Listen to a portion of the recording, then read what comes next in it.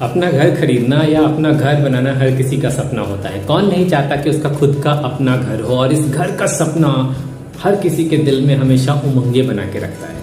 आप भी चाहते हैं अपना घर बनाना, तो आज के डेट में घर यानी कि कम से कम 50 लाख से 1 करोड़ की संपत्ति, और इतने की संपत्ति के लिए इतना बड़ा कैश अमाउंट पास में होना हर किसी के लिए पॉसिबल नहीं है। और ऑफ कोर्स ऐसी परिस्थिति में लोग लोन की तरफ जाते हैं। तो आज का वीडियो उसी एडवांस वर्जन के ऊपर होगा कि आखिर अगर आप लोन के थ्रू जाना चाहते हैं तो आपको किस प्रकार से लोन लेना चाहिए, कितने वर्षों के लिए लोन लेना चाहिए, कितना डाउन पेमेंट करना चाहिए और किस प्रकार से प्लानिंग करनी चाहिए ताकि आपकी ईएमआई का बर्डन आपकी सैलरी के ऊपर ना आए।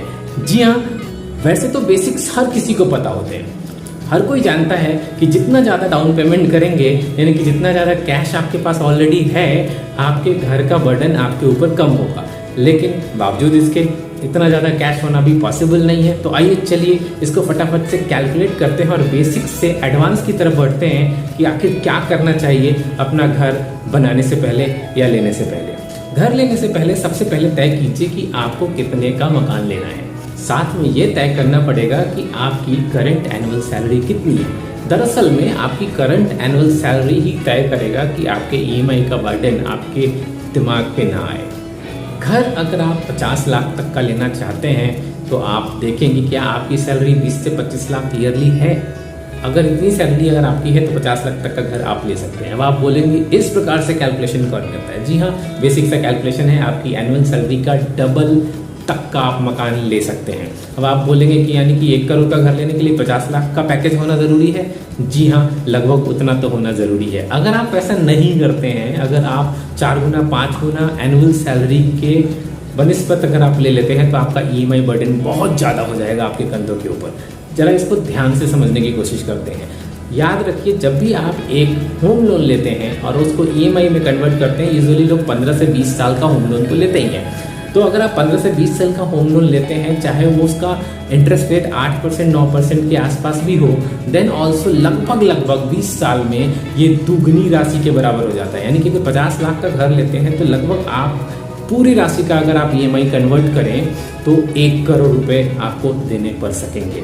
20 साल में क्या आपका मकान 1 करोड़ का हो जाएगा? हाँ, शायद हो जाएगा, लेकिन इतना पैसा चुकाने के लिए आपको 20 साल तक जी तो मेहनत करनी पड़ेगी। तो सबसे पहले तय कीजिए कि आपकी एनुअल इनकम जितनी है उसके डबल के आसपास तक का मकान लीजिए। और अगर आपको लगता है कि आप जिस मकान को लेना चाहते हैं उसकी कीमत ज़्यादा है और आपकी सैलरी कम है, तो दूसरा तरीका ये है कि कोशिश कीजिए कि आप अपने इनकम के सोर्सेज को बढ़ाइए, अपने पैसे को बढ़ाइए। एक तरीका ये है। दूसरा तरीका ये है कि थोड़ा पैसा पहले जमा कीजिए ताकि आप अगेन ईएमआई का बर्डन कम कर सकें। तो पहला रूल ये है कि आप अपने एनुअल सैलरी का मैक्सिमम डबल तक के रेट का मकान खरीदिए। अब दूसरे रूल पे बात करते हैं। दूसरा रूल है 20-30-40 का। 20-30-40 का मतलब ये है कि 20 ईयर्स के लिए मैक्सिमम लोन लीजिए, इसके ऊपर लोन पे मत जाइए, क्योंकि 20 ईयर्स तक भी लोन चुकाने में आपकी राशि लगभग डबल हो चुकी होती है। अगर आप उसके ऊपर जाएंगे तो डबल से ज़्यादा हो जाएगी। अल्टीमेटली आपको ये मकान यील्ड नहीं देगा और आपका मकान डिप्रिशिएटिंग वैल्यू वाला एसेट बन जाएगा। तो अगर आप चाहते हैं कि आपका मकान अप्रिशिएटिंग वैल्यू वाला एसेट बना रहे तो 20 ईयर्स से ऊपर के ईएमआई पे मत जाइए। नेक्स्ट है 30%। आप जितना भी कमाते हैं उसका मैक्सिमम ईएमआई आपके ऊपर बर्डन 30% से ऊपर नहीं जाना चाहिए। ध्यान रखने की बात है कि ये 30% सभी प्रकार के ईएमआई को इंक्लूड करके है। अगर आपने कोई दूसरा लोन ले रखा है, जैसे कार लोन ले रखा है, या फिर आपने कोई पर्सनल लोन ले रखा है, या फिर कोई भी दूसरा एसेट का लोन ले रखा है, उन सबको मिला के मैक्सिमम 30% मंथली सैलरी का ही जाना चाहिए। अगर उसके ऊपर अगर आप जा रहे हैं, 2 बातों का नुकसान होगा। पहला, आप बर्डन ज़्यादा ले रहे हैं, यानी कि आपको ज़्यादा मशक्कत करनी होगी फैमिली को चलाने के लिए, पैसे कम पड़ जाएंगे। दूसरी तरफ आपके सिविल पे भी इसका इम्पैक्ट होगा। तो कोशिश कीजिए कि आप 30% तक ही मैक्सिमम ईएमआई का लिमिट लेके जाइए। अब बात करते हैं 40 की। ये 40 क्या है?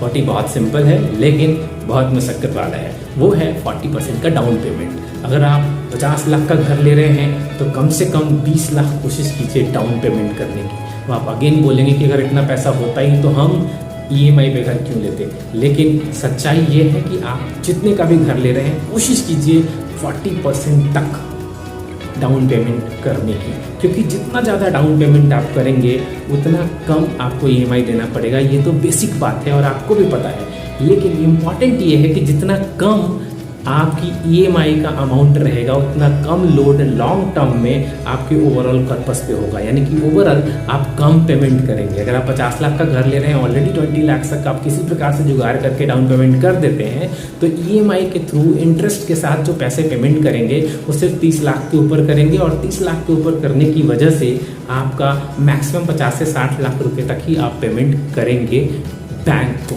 यानी कि 50 से 60 लाख रुपए में ही मकान आपका हो जाएगा, 50 लाख का मकान। लेकिन अगर आपने पूरा का पूरा कन्वर्ट करा लिया EMI में, तो 50 लाख का घर खरीदा और आपने लोन के रूप में वापस पेमेंट किया 1 करोड़ रुपए लगभग। इस प्रकार से आपके मकान की वैल्यू कम रह जाएगी। इसके 2 एंगल है हमेशा ही, एक तो इमोशनल एंगल है, दूसरा एंगल है आपके फिनेंशियल बजट का। तो जी हाँ, इमोशनल एंगल से घर तो जरूर ही होना चाहिए, लेकिन एट द सेम टाइम अपने फाइनेंस को कभी स्टेक पे नहीं रखना चाहिए, क्योंकि इमोशन के चक्कर में अगर फाइनेंस को स्टेक पे रख दिया तो आप फंस जाएंगे बुरी तरीके से और परिवार चलाना मुश्किल हो जाएगा। जी हाँ, उम्मीद करता हूँ आपको ये वीडियो जरूर हेल्प करेगी अपनी फाइनेंस की प्लानिंग करने में, अपने होम लोन की प्लानिंग में, आपके होम लोन को लेने से पहले चेकलिस्ट क्रिएट करने में। बने रहिए मेरे साथ, जल्द ही मिलते हैं एक और बेहतरीन वीडियो के साथ। तब तक के लिए आपको नमस्कार। आपको ये वीडियो कैसी लगी कमेंट बॉक्स में लिख के बताइए। अगर आप ऐसे ही बेहतरीन वीडियो चाहते हैं फाइनेंस पे, एजुकेशन से या किसी भी क्षेत्र से रिलेटेड जिसमें आपका इंटरेस्ट है, तो उसे कमेंट बॉक्स में लिख के बताइए। हमारी कोशिश रहेगी कि उसे अगले 24 घंटों के अंदर आपके लिए बेहतरीन वीडियो के रूप में प्रस्तुत किया जाए। अगर आप मेरे चैनल पे पहली बार आए हैं तो प्लीज सब्सक्राइब करना मत भूलिएगा, इससे मुझे प्रोत्साहन मिलता है। वीडियो पसंद आया हो तो लाइक कीजिए। साथ में आपसे एक रिक्वेस्ट है कि इस वीडियो को कम से कम एक ऐसे व्यक्ति के साथ शेयर कीजिए जिनके बारे में सोच के आपको लगता है कि ये वीडियो उनके लिए हेल्पफुल हो सकता है। ध्यान रखिए, आपके एक वीडियो शेयरिंग से न जाने कितने लोगों की जिंदगी बदल सकती है। मिलता हूँ ऐसे ही बेहतरीन वीडियो में एक बार फिर से, तब तक के लिए आपको नमस्कार, जय हिंद, वंदे मातरम।